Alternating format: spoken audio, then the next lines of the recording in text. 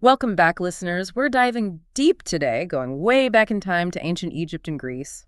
We're looking at the Asclepius. Ah, the Asclepius. Yeah. This text, it's attributed to Hermes Trismegistus.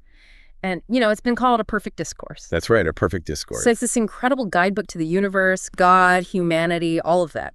Big questions. Exactly, big questions.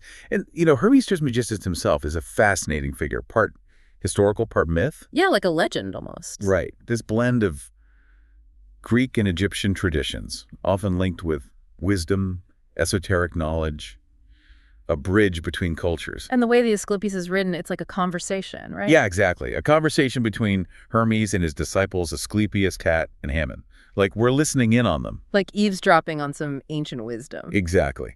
And one of the key ideas that emerges is this idea of oneness. Hermes emphasizes it over and over again. All things are one, he says, and the one is all. Wow. So like everything is connected. Yeah, that's the idea. Everything originates from a single source, God. Okay, so everything comes from one source. But what about us, humans? Where do we fit into all of this? Good question. Well, Hermes describes humans as a great miracle, a being to be adored and honored, he says. We're unique because we bridge the divine and the earthly. So we're not just like another piece of the puzzle. No, not at all. We have this capacity for both spiritual understanding and engaging with the material world. We can think about the heavens, but we can also cultivate the earth, build cities. So it's like we have this dual nature, spiritual and material. Exactly. And it's about finding that balance, expressing our divine potential while living in this earthly existence. That balance thing sounds tricky, especially when Hermes, warns against getting too attached to material stuff. He says that leads to suffering. Why is that? Well, for Hermes, true happiness comes from recognizing the divine within us and connecting back to that divine source.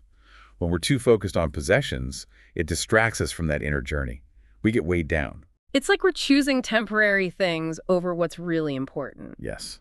It's like trading true fulfillment for fleeting pleasure. There's also this idea he talks about, the power of association. He says, you become like the company you keep. Absolutely. The company we keep, the ideas we surround ourselves with, they shape us. It's a call to be mindful. Are our influences helping us reach our potential, or are they holding us back? I like that. So we have to choose our influences carefully. Right. And then there's this wild concept in the Asclepius, the creation of terrestrial gods.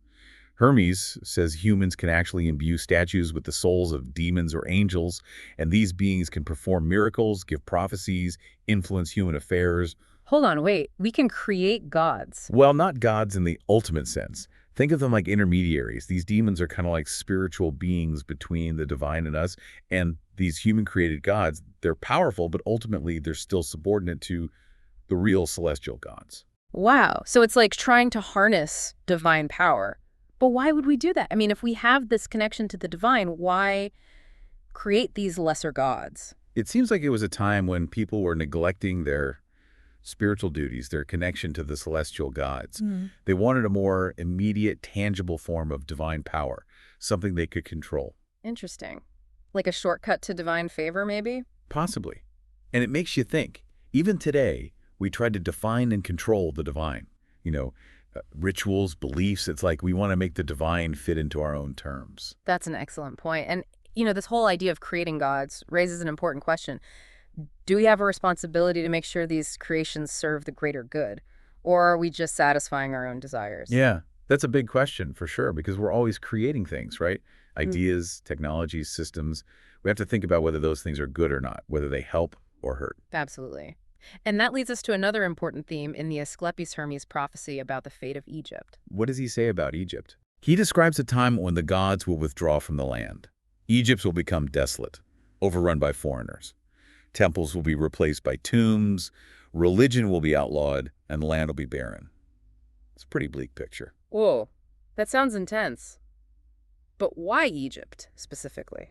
Well, Hermes calls Egypt a reflection of the heavens, a sacred land where the divine is especially present, like a microcosm of cosmic order. But he's saying that this special status can be lost. Exactly. If humans neglect their spiritual duties, if they turn away from the celestial and focus only on the material, there are consequences.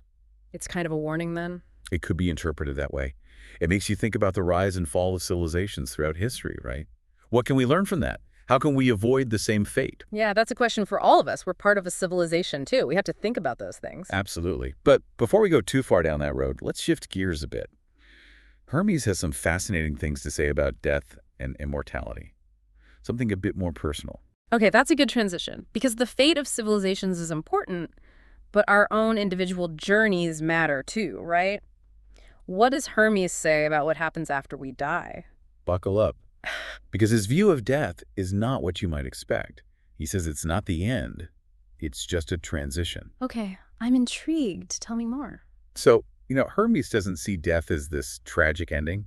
He actually describes it as a separation of the soul from the body. Like a splitting apart. Yeah, and he Oh. talks about the body wearing out, like after a lifetime of toil and use. It's like a garment we shed when it's no longer useful. Okay, interesting analogy. So it's not the end, but what happens to the soul after it's, released from the body? Well, Hermes describes this process of judgment. The soul's deeds are weighed, and it's assigned a place in the afterlife based on its actions during life. Judgment, huh?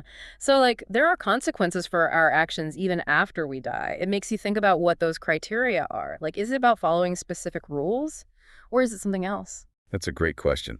Hermes doesn't really give a specific set of rules. It's more about the overall alignment of the soul with divine principles. Those who live virtuous lives, seeking truth and goodness, find peace and joy in the afterlife. So it's more about your inner state, not just checking off a list of good deeds. Yeah, it seems that way. It's about the essence of who you are, not just what you did. That makes sense. It's kind of like the concept of karma, not punishment or reward, but the natural consequences of your actions shaping your future experiences. Yeah, I see the parallels. It points to this deeper understanding of interconnectedness. Our choices matter.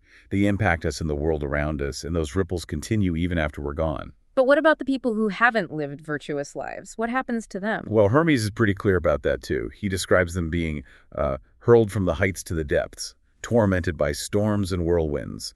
Their immortality becomes a kind of curse, an eternity of suffering. Wow, that's intense. Quite a contrast to the peace and joy he describes for the righteous. Really makes you think about the choices we make. It definitely adds weight to the idea of living a virtuous life. It's like, what impact do I want to have, not just in this life, but in the grand scheme of things? It's a lot to ponder. So we've talked about judgment, but Hermes also talks about necessity, this rule of necessity established by God that governs all things. Right, necessity. It's this concept of order in the universe, immutable laws that govern both the physical and spiritual realms. They shape the course of events and keep things stable. Necessity. Sounds a bit like fate, like things are predetermined. Does that mean we don't have free will? Well, it's not that simple. Hermes suggests that while these larger forces are in play, we still have the capacity to make choices, to strive for virtue and spiritual growth. So it's not all preordained. There's room for our own choices. Yet I think that's the key takeaway. We're not just puppets on a string. There's a balance. Think of it like a river. The riverbed, the landscape it flows through. That's like necessity. It sets the course. But within that river, there are currents, areas where the water flows faster or slower. Our choices, our actions, they're like navigating those currents within the larger flow. Oh, I like that analogy. So our choices might not change the ultimate destination, but they impact the journey, the experiences we have along the way. Exactly. So it begs the question, for all of us listening, how do these forces, destiny, necessity, order, how do they show up in your life? Are there things that feel fated, predetermined? And how can understanding these forces help us navigate challenges, make better choices, and maybe even influence those currents in our own lives? It's a lot to think about, for sure. There's so much depth to these ideas. There is. And speaking of depth, Hermes also talks about the sun in a fascinating way. Not just as a celestial object, but as a second god, ruling over all living things, pouring goodness upon the world. A second god, he really elevates the sun to a divine level. He does. And it reflects the reverence ancient cultures had for the sun. They understood its vital role in sustaining life. But Hermes takes it a step further, imbuing it with these divine qualities. It's a source of physical and spiritual nourishment. Wow, so it's more than just a giant ball of gas in the sky. It's a manifestation of the divine. Makes you wonder about the other celestial bodies, the moon, the stars, the planets. Do they have a similar significance in Hermes' view? That's a great question. And it's one we'll explore as we continue our dive into the Asclepius. We'll uncover the connections between the heavens and earth, the hidden meanings in the stars, and how understanding these cosmic patterns can guide us on our own path toward spiritual understanding. Sounds like we're about to go on a cosmic journey. I can't wait to hear what Hermes has to say about the symphony of stars and planets. So, last we left off, we were talking about the sun and how Hermes calls it a second god. It really struck me how the ancients saw the divine in the cosmos. It's everywhere in the Asclepius. It goes way beyond just the sun. Hermes talks about this entire hierarchy of gods, some subtle, some, as he puts it, more sensory. A whole hierarchy, so it's not just one god. No, it's more complex than that. Yeah. He talks about these subtle gods like pure being, intellect, the concept of time, things we understand through the mind, not our senses. Okay, I think I'm following. And then there are the sensory gods. These are the ones we can experience directly: the sun, the moon, the stars, the planets. So like different levels of divine influence, some working behind the scenes and some we can actually see. Exactly. And each one has its own specific role. Hermes mentions Jupiter as the ruler of the heavens, governing all the celestial bodies. The sun, of course, is the source of life, light, the cycles of nature. He even talks about the 36 horoscopes. Horoscopes, like the zodiac. Yes. He believed those constellations influenced individual beings, the changes they went through. Wow, so much interconnectedness. The divine influencing everything, from the stars down to us here on Earth. It's all connected, this constant flow of influence. It all goes back to this supreme ruler, this source of all creation. You keep saying supreme ruler. But does Hermes ever give a name to this ultimate god?